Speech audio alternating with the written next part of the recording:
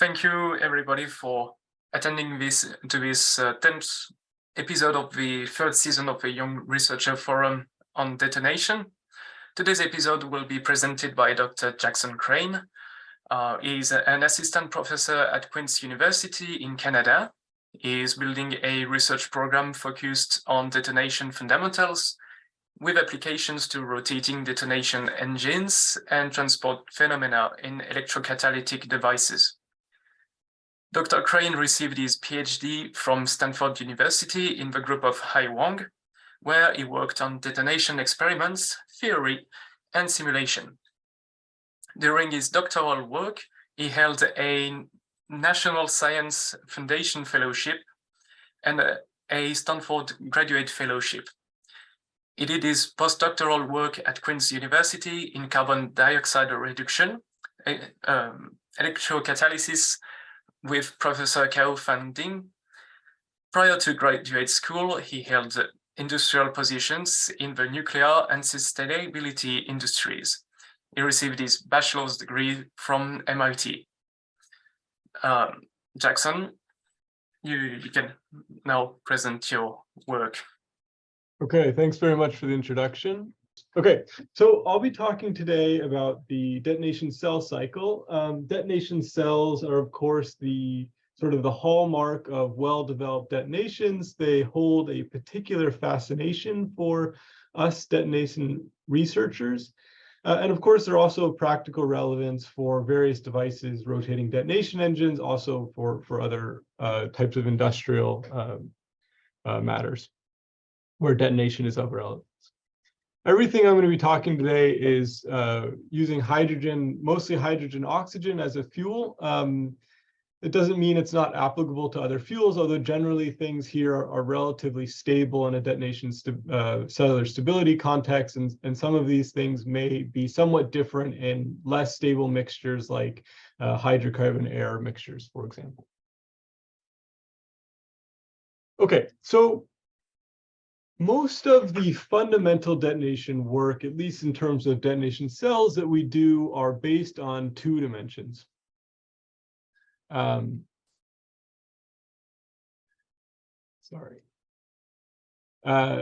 on two-dimensional studies. And so these are either two-dimensional representations of three-dimensional structures like that from soot foils, or from the large breadth of 2D simulations that the community has done, or like we saw last week on these quasi-2D experiments. And there's kind of a gulf in between these 2D studies and these very complex applications like rotating detonation engines that exhibit very complex physics, including cellular structure, but also other complex phenomena. And in my opinion, one of the ways that we can bridge the divide between sort of the knowledge that we have in the fundamental community and these applications is through better understanding the real three-dimensional detonation structure. Of course, there are other physics that are also important, but this is one thing I'd like to focus on, and that's what I'm going to be talking about today. And so first, I'm actually going to talk about some lessons we've learned from 2D detonation studies, and actually I'm going to repeat a little bit of content from an earlier episode of this series from season 1, episode 3, Dr. Shen Shi, who I work worked with quite closely. So I apologize if maybe some of this is repeated, but then I'll talk about some new results in this section, and then I'm going to go on and use some of these lessons from 2D detonation to really inform our study of three-dimensional simulations. Okay. So I'm going to start very basically and just talk about two-dimensional cells. I know that there's sort of a broad audience here, and so I just want to get on the same page in terms of some key features of the two-dimensional cell cycle. And so here I'm showing 4 snapshots from a 2D CFD simulation of detonation, and I've overlaid the actual numerical soot foil on this, snapshots of temperature pseudocolor.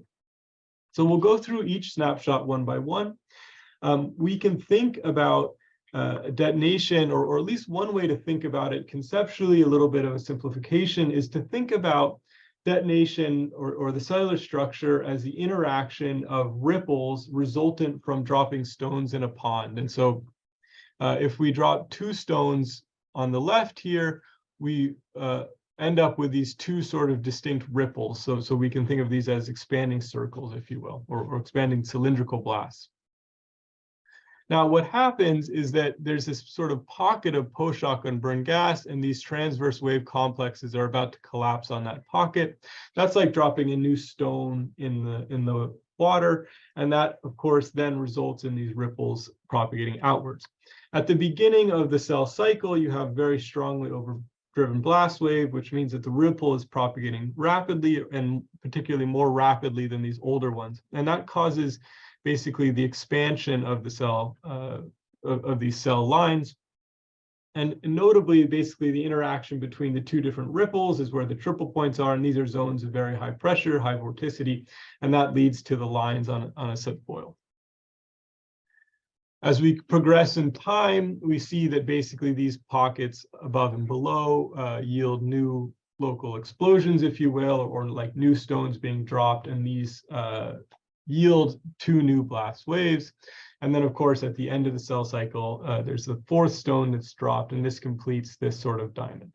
So that is sort of our basic understanding of the 2D detonation cell cycle. A few points that I think are important to note here. One is that the distance between the shock wave and the reaction zone is variable over the life of the cell, right? And so when we consider just a theoretical Z&D structure, so here I'm showing temperature as a function of distance behind the shock wave, and I've sort of reoriented it from the way we normally look at it to make it consistent with this diagram. We see sort of one distance between shock wave and chemical reaction. We call this the induction zone. But if we recalculate even in 1D, considering the difference in wave speed from the beginning to the end, we see again where we recover this distance, the difference in distance between the shock wave and the temperature front across the cell cycle. So that's an important thing to keep in mind. Another thing I'd like to just talk about intuitively, and I'll show this a little bit quantitatively later, but just intuitively, we can kind of think about the amount of energy embedded in this, I'll call it kernel of gas, or this sort of pocket of gas right here. It might be proportional to the size of this kernel. And so we can think about a large kernel or a large pocket of gas is like dropping a large stone in the water, and a small kernel might be like dropping a pebble, right? So that's intuitive, and I'll show this quantitatively shortly. Okay, so first I want to talk about the role of these kernels in 2D. And again, I'm kind of building this up so that we can talk more about in 3D. So here I'm showing, so before I was showing this image here, this is a kernel. Now I'm showing 3 more images of a example kernel. Here I'm showing temperature, here I'm showing pressure, and here I'm showing mass fraction of hydrogen. So we see that this is unburned. And this is just for a particular kernel or particular cell initiation zone. If we track the velocity along the length of this cell, so basically from here to here, we see, of course, that it's much faster than the CJ speed. So the CJ speed is 2700 or 2730 in this case.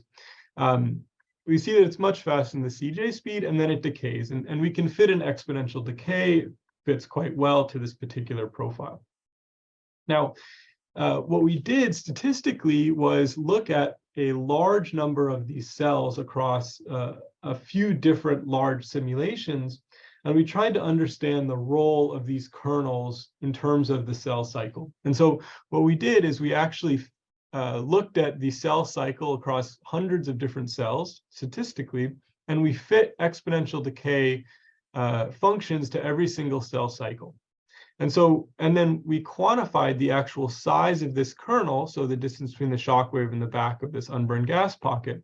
And what we see is when we plot the size of the kernel versus the exponential decay constant, they're strongly correlated. And so this suggests to us, sort of building on this intuition, that these large kernels seem to yield more robust blast waves, right? This is very intuitive. There's more energy embedded in this kernel, and so a stronger blast yields a more robust phenomena. And we can see that this is consistent across these 4 different simulations. This is composed of 2 different mixtures, and then we use Euler equations and Navier-Stokes equations with different boundary conditions. I won't go into the details here, but we see that this is very consistent across a number of different scenarios. And we can actually take it a step further. We can actually look at the correlation between the kernel size R and the cell length, and also the average cell velocity. And we see that they're strongly correlated. Particularly, the darker symbols correspond to sort of scenarios that are close to the average velocity on the left side, or the average cell size on the right side. And so you see again that this kernel size seems to be determining the actual cell length and also the average velocity. I should also note that there is another important physics that is sort of right now being studied intensely, which is this jetting physics. And we think that this is sort of complementary. I won't go into the details, but I'll leave it to Patrick Meager, who's on the call now, to explain this at some point, maybe at ICTERS or something. Okay, so given the importance of these kernels, we see that it seems to be determining the cell size, cell velocity, the robustness of the velocity. We wanted to study them a little bit more carefully, let's say. And so we did 1D simulations looking at kernel blast behavior. And so here I'm showing the initial conditions of such a simulation. It's just a high pressure, high temperature of finite distance in a cylindrical domain. And if we let this simulation evolve, we see that a detonation emerges. And we can actually track the location of the pressure front and the temperature front in time, right? And so here's the location of the temperature front is the solid line, and the location of the temperature front, which is the maximum temperature gradient, is this dashed line. Now, the question we had was, okay, so we're going to do a simulation of some finite R naught. We'll call it maybe 1 millimeter. And if we do this simulation, well, at the end of the simulation is when the detonation is propagated on average at the CJ speed. So this should be the end of the cell cycle, at least on average. And at the end of the cell cycle, we can actually then directly just look and see, based on the distance between the pressure front and the temperature front, that's basically this distance here, pressure front and temperature front right here, we can see exactly what this next kernel size would be, right? And so our question was, is this incident kernel size the same as the next kernel size, or are they different? And if you keep doing these simulations, do you converge on a stable kernel size, right? So you could re-simulate with a new kernel size. So maybe this is 1 millimeter, maybe this is 1.1, maybe this is 1.2. And if you keep doing the exercise, where do you go, right? Is this a stable phenomena or an unstable phenomenon? And so we actually looked at this a little bit more robustly at a rate. So, and we quantified as a function of incident kernel size, what the difference between the next kernel size and the incident kernel size is. And so that would be, in this case, R1 minus R naught. And when this value is 0, this is the stable kernel size. So that means that when I, in this case, when I simulate a kernel size of 1.5 millimeters, the next one will also be 1.5 millimeters. And what we find with this curve is that this is actually a stable phenomenon. And so if I start with a small kernel, so let's say 1 millimeter, the next one is 0.2 larger, so it's 1.2. So it moves this way, and vice versa, right? So if it's 1.6, then it's a little bit smaller. And so it moves towards this stable kernel size. And so this is actually like a negative feedback control mechanism, which appears to control the kernel size. And that kernel size actually directly encodes to a cell length, right? So we can just measure the cell length as the distance from here to here, right? It's just the length that the cell, that the pressure front is propagated once it gets to the average CJ velocity. And so using this construct without doing any 2D simulations or anything like that, we can actually directly calculate the cell length, and it turns out to be about right. And we can do this for a number of different mixtures too. So in this case, I'm looking at stoichiometric hydrogen oxygen subatmospheric. And if I add ozone, the picture looks a little bit different. And if we look at the stability map, we can see it encodes to a smaller cell size, just like we'd expect. And then, you know, the same thing with pressure. And when we actually analyze the CFD simulations of the exact same mixture, we see that the simulations are consistent with the theory. And so, for example, if we just looked at the size of the kernel that goes, in a chain of glass or a chain of cells, we see that it oscillates about this stable kernel size. And that's exactly what we'd expect from a negative feedback control mechanism. But then we can actually analyze it statistically as well. And when we look at it statistically across many, many kernels, we can look at, again, the incident, or let's say the difference between the next and the incident kernel size as a function of incident kernel size. And we see that it follows this exact same relation like we saw theoretically from the 1D simulation. So this is a really good check or validation that our theory is consistent with what we see in actual detonations, at least in 2D. Okay, so this theory is quite interesting. It allows us to predict cell size from just 1D simulations, but we can actually do a lot more with it. And so this is the foundation for what we call our geometric model. Dr. Shen Shi actually presented this before, so I apologize if you've seen this a few times, but I just want to go through this quickly. So the idea with the geometric model is that we can decompose detonation propagation into what we call an inner solution and an outer solution. And if we go back to our metaphor of dropping stones in the water, our inner solution is a detailed simulation of a single stone dropping. It's actually these 1D simulations I was showing before of a finite kernel size, and then we can quantify the position of the pressure front and the temperature front. Continue. All right. So that's the inner solution, and then the outer solution considers basically a tabulated set of these inner solutions and actually simulates the kind of complex of these various blast waves interacting with one another. And so here I'm showing 3 snapshots in time of this outer solution. And so what you see is that it resolves the basically location of the pressure front, the temperature front behind, and then actually tracks the location of these of the soot foil or the pressure front. I think it's a little bit easier to understand if we can just watch a video. So here's a video of the geometric model working. And so here you see that it's actually tracking the pressure front. On the right, it's tracking the location of the temperature front of this unburned gas pocket, and then it's plotting the soot foil behind it. And the cool thing about this model is, the inner solution for a given mixture can be calculated on a very modest cluster. It's order 100 CPU hours, something like that. And then this outer solution, you can then do any number of times and can be computed on your laptop in seconds or minutes. And of course, in this case, I'm showing a relatively simple channel geometry, but we can actually do more complex geometries as well. I'll show an example of that soon.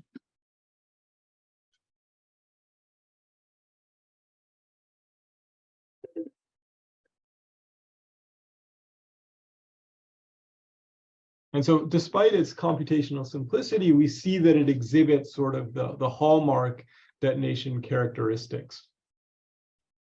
And the reason that this outer solution is computationally efficient is that we can actually use analytic formulations or analytic formulations for the interactions between these various geometric objects. And so actually this model is analytic in space, which makes it very fast. It's discretized in time to allow basically numerical simulations from the inner solution. Okay, and most importantly, the geometric model predicts the correct structure. And so if I look at the results from the geometric model of these 3 different mixtures I looked at before, so stoichiometric hydrogen, oxygen, subatmospheric, adding ozone, which reduces cell size, and then increasing pressure, which also reduces cell size, we can actually compare that to soot foils taken from our lab. And if we look at it quantitatively, we see that the cell size is, and actually the structure is quite similar between the two. If we just compare sort of blue to blue, red to red, and green to green, we see that the geometric model really can capture the correct structure. And the reason that it can calculate the correct structure is that it embeds the stability mechanism I just talked about, right? And so if we, particularly for these right 2 cases, if we look at the kernel size as a function of distance along the simulation, we can see at early times when the initialization is random, we see it chaotic, but it quickly converges to this stable predicted size. And so basically, the kernel stabilization mechanism is what's governing the propagation characteristics.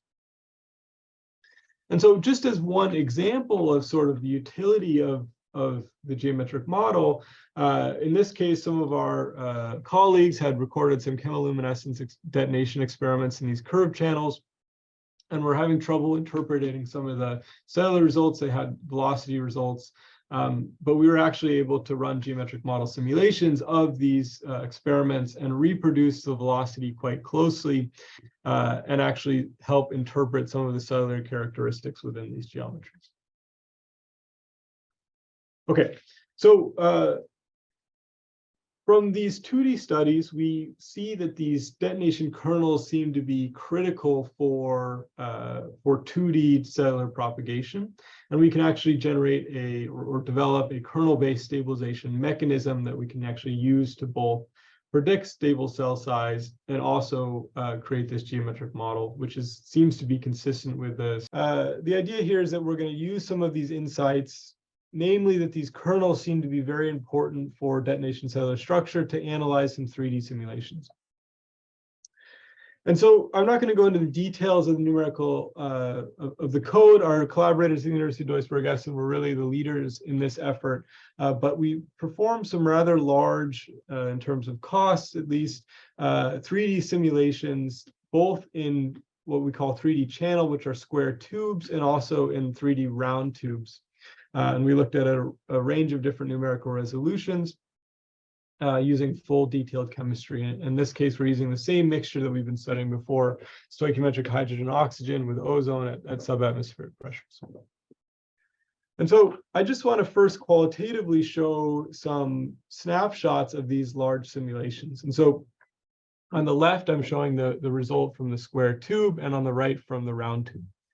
And so similar to what Vianney showed in a few weeks ago from his experimental results, and I'll actually show some images from his paper shortly, we see sort of disparate behavior between the square tube and the round tube, right? So we see these very strongly aligned square lattices in the square tube, whereas we see a much more chaotic behavior in the round tube. And so we already see that the boundary conditions in these 3D simulations have a strong role on the overall propagation dynamics.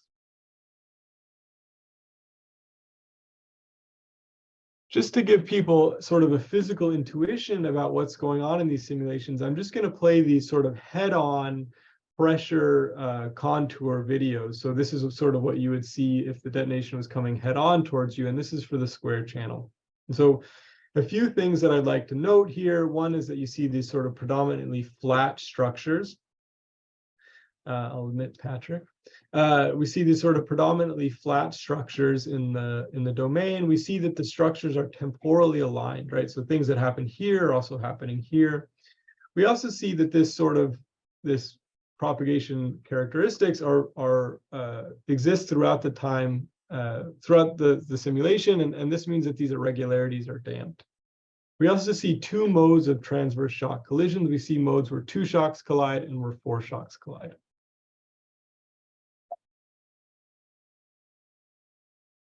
Okay, and we can watch a similar video in the round tube now, and we see that the propagation characteristics are quite a bit different, right? So now we see more curvature in the shock structures, we see various collision modalities, and really no discernible regularity or temporal alignment. And so despite the fact that these are the same channel diameter, these are the same mixture, we see quite a bit different characteristic propagation, right? So first of all, the first conclusion we make from these simulations is that the boundary or the confinement plays a strong role in the characteristic propagation.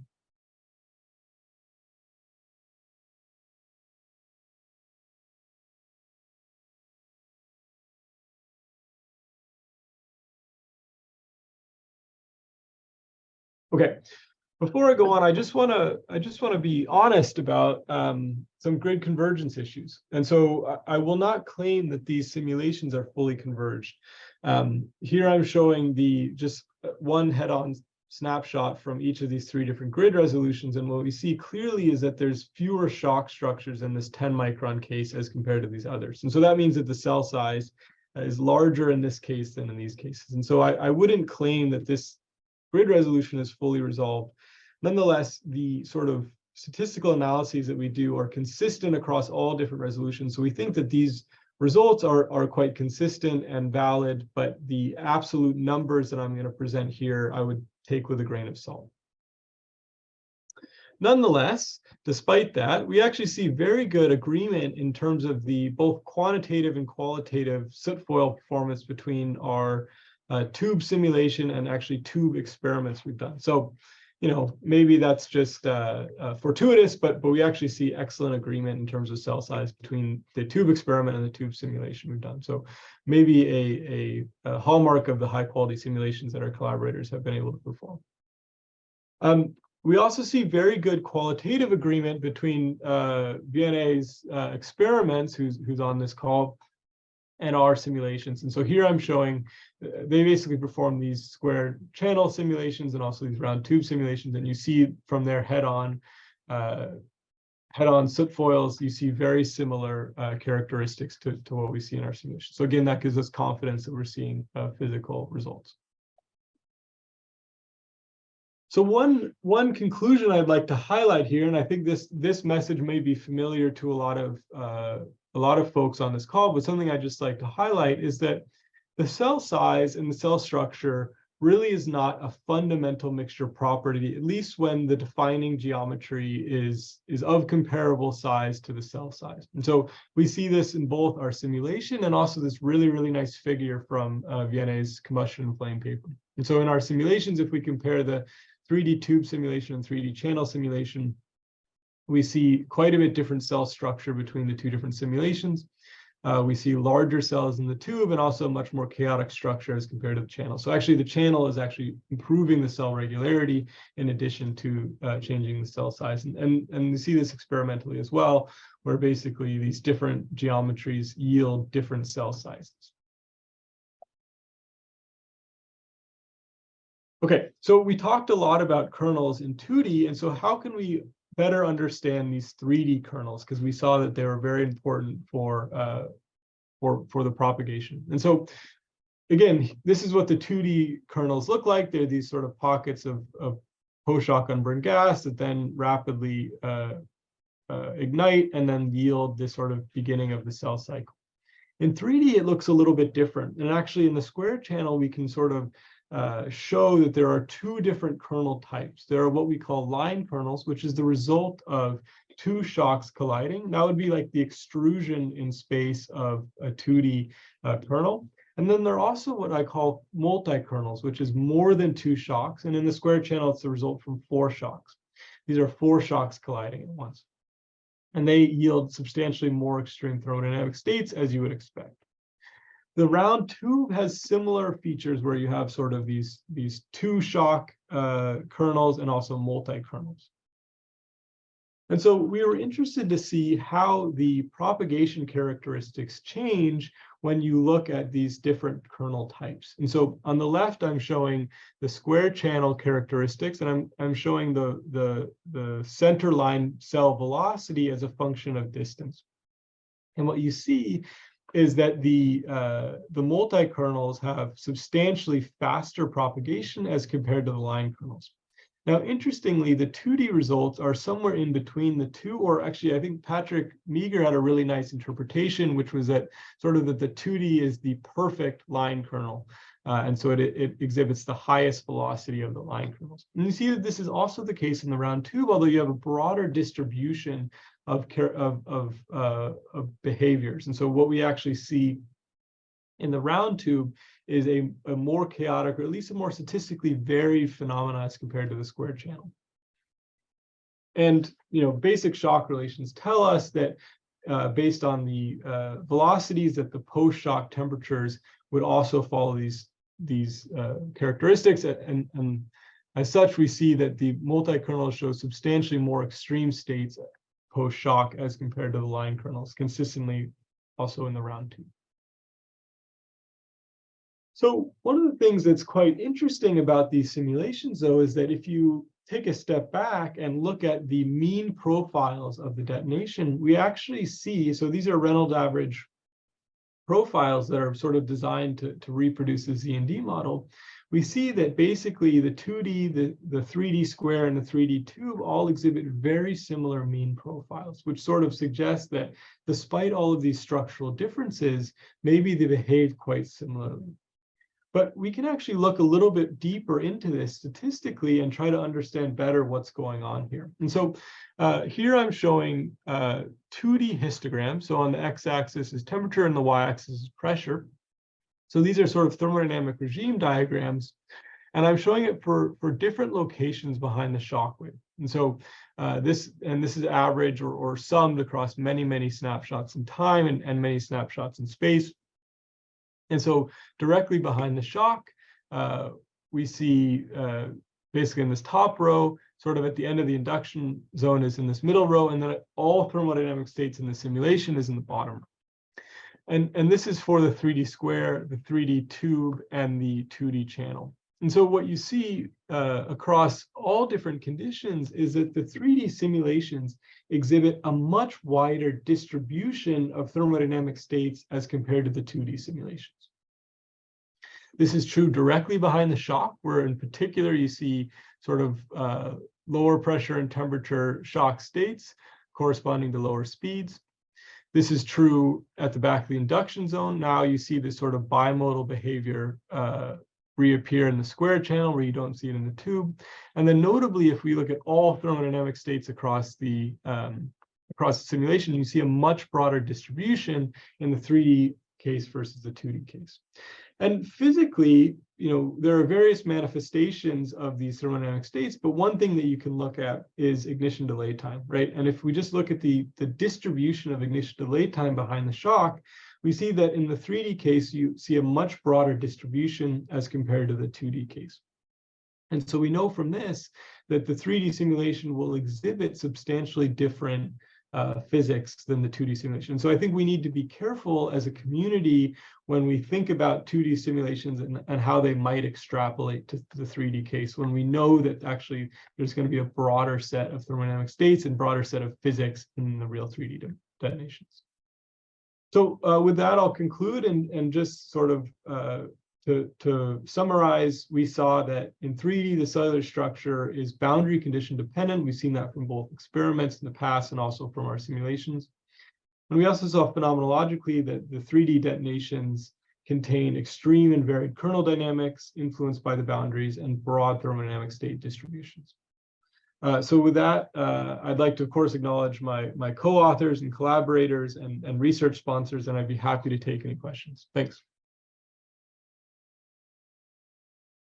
All right, thank you, Jackson, for that very interesting talk.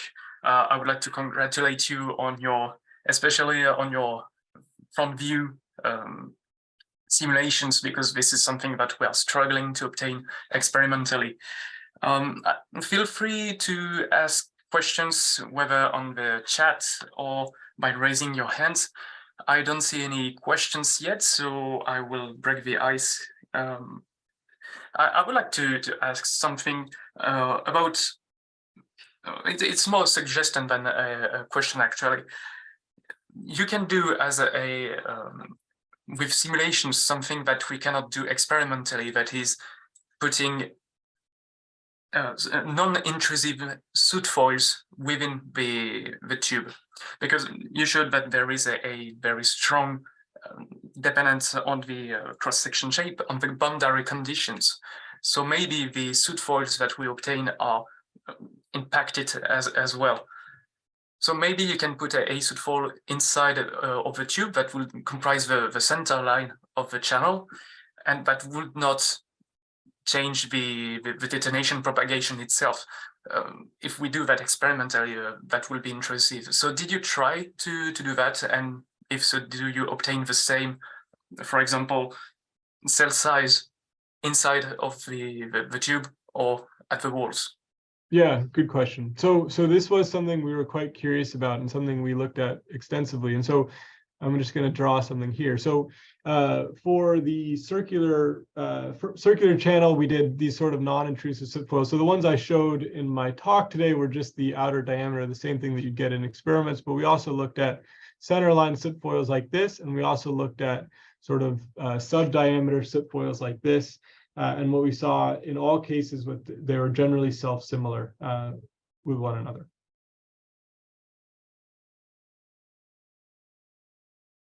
All right, thank you very much. We do have a question from Andrew Higgins.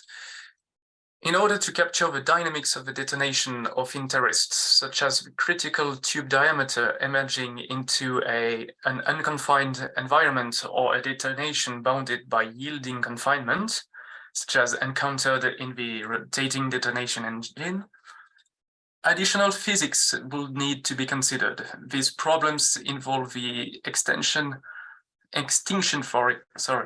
of cells and also the birth of new cells, something with a burst of very fine cells in the case of more unstable mixtures. So the question is, how do you see incorporating this physics into your reduced order model? Yeah, this is a fantastic question. Thanks, Andrew, for asking. This is something I've thought very deeply about.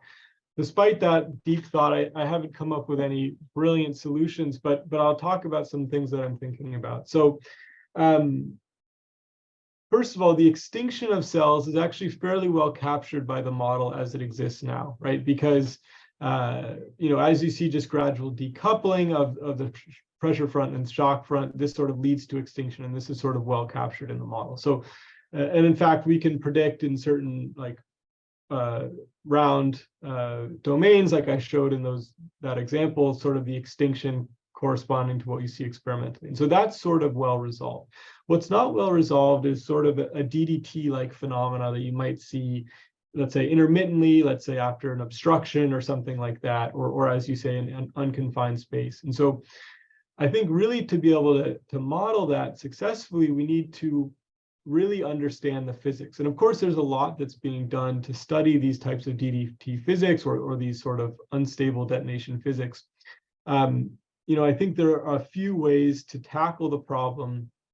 One is to really try to understand the key physics that's leading to these reinitiations and predict those events based on physical parameters. The other way is to look at it stochastically, right? And so, we know that if you were to repeat these types of experiments, at least experimentally, we see stochastic results, right? And so can you instead sort of intuit or code in some stochasticity into the model? And that's actually how we do it right now in terms of these types of scenarios that actually sort of reproduces the at least experimental stochasticity that you see and reproduces what you see observed. But I think that this is a really important question and something that will allow the model to sort of transcend its current utility. So thanks for that question.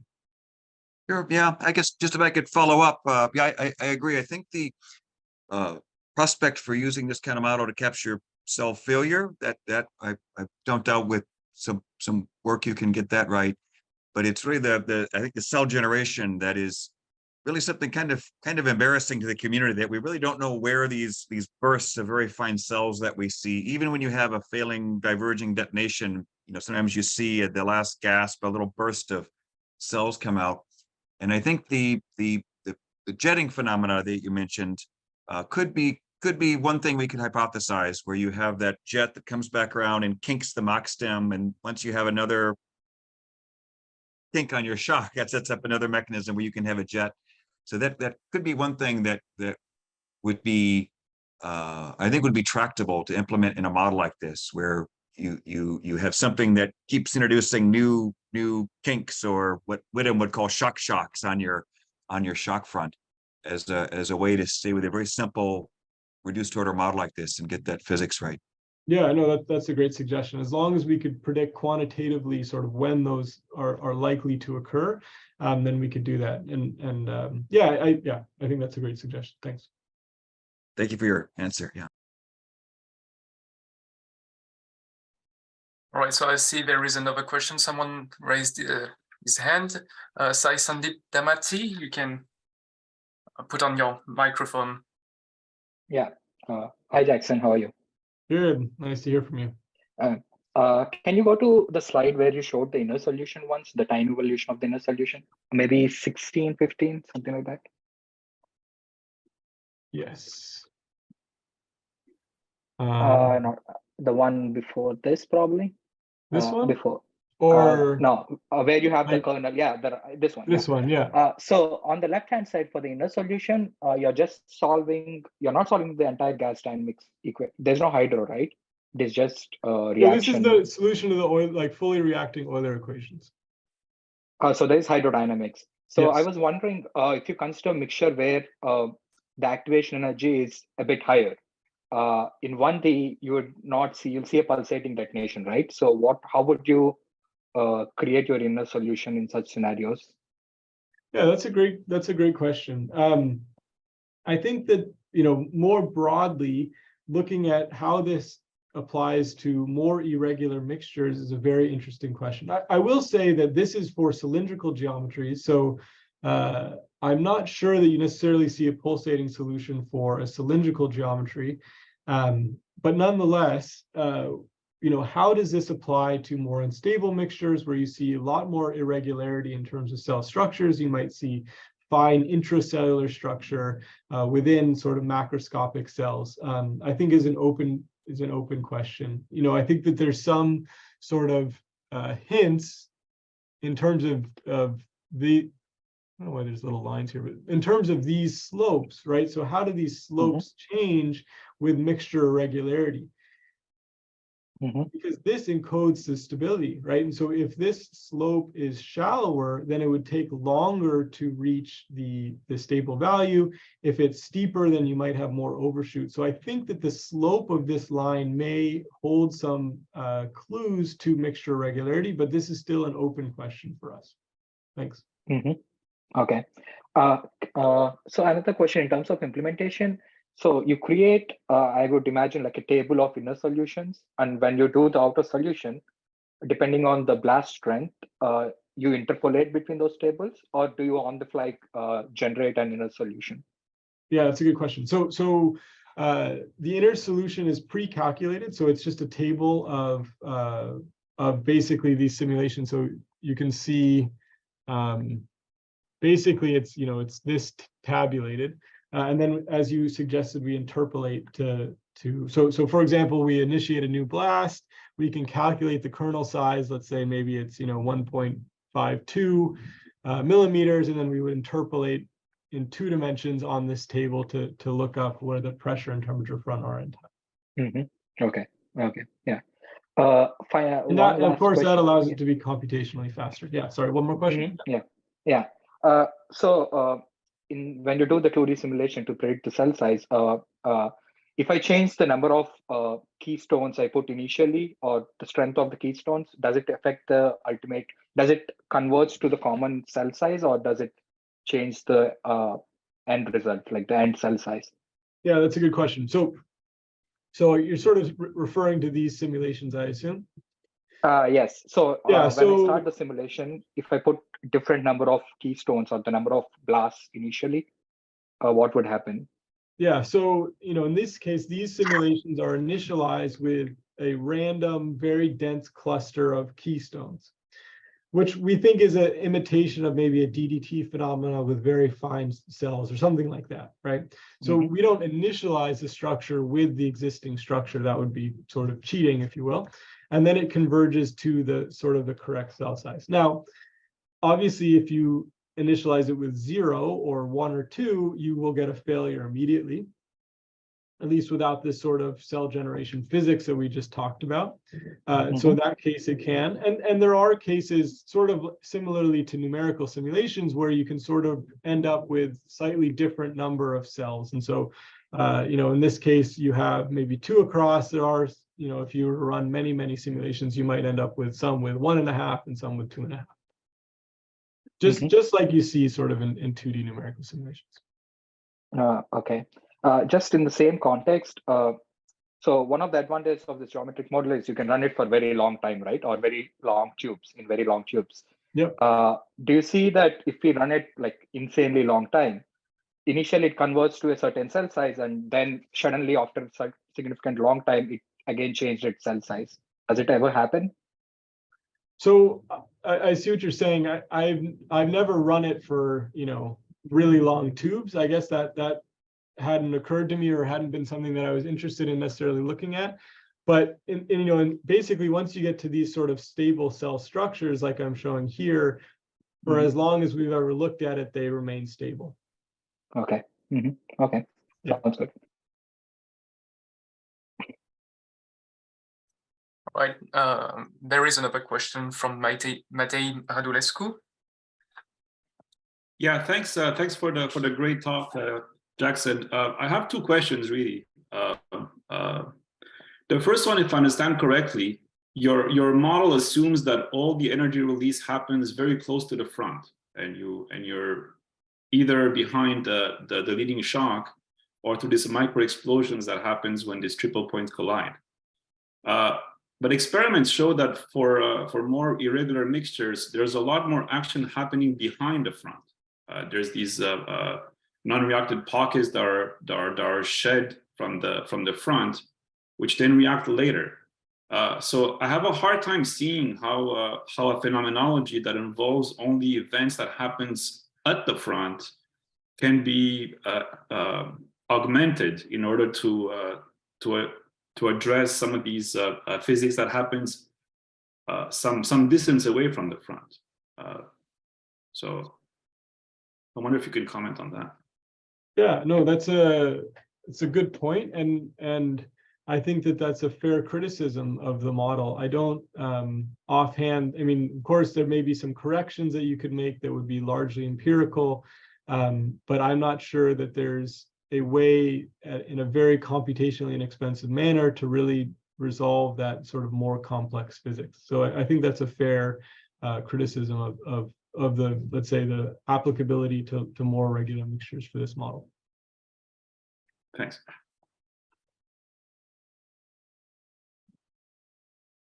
Did you have one more question, Matei, or is that it? Yeah, no, but I'll pass it.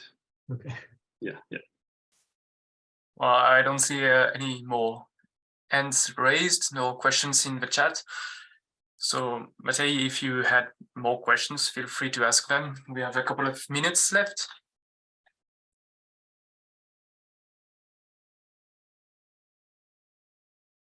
Briefly, so if you're interested in this dynamics of quite regular detonations, the ones that have a fairly thin induction zone compared to a longer reaction zone, as you show in your average plots at the end of your talk, there's work that has been done by perturbing the ZND model to account for non-steady effects and curvature effects by Stewart and his colleagues maybe 10, 20 years ago. So I wonder if you had a chance to explore that phenomenology to see if you can gain some insight into better modeling the dynamics of the leading front, as opposed to adopting a kind of like ad hoc Taylor set-off model that it's really not. There's no reason why those shocks should behave like Taylor set-off. It's not a point explosion that has a cylindrical symmetry or spherical symmetry. Yeah, no, it's a good point. So I suppose the biggest answer is the geometric convenience that our approach allows us, right, in terms of modeling analytically in space the phenomena. And of course, it results in things at least that look qualitatively similar to real detonations. And so that was sort of the impetus for modeling it in that way. But I think there's, of course, more that we could do in terms of improving the fidelity and improving the rigor of the model. Thanks.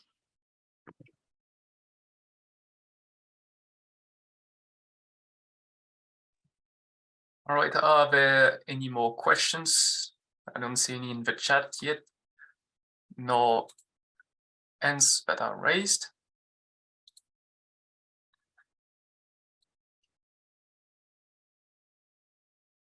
Okay, so I would like to thank you again, Jackson, for that really interesting talk and those impressive simulations. And I would like to thank also the organizing committee and all the attendants of that 10th episode of the first season of a young researcher forum on detonation.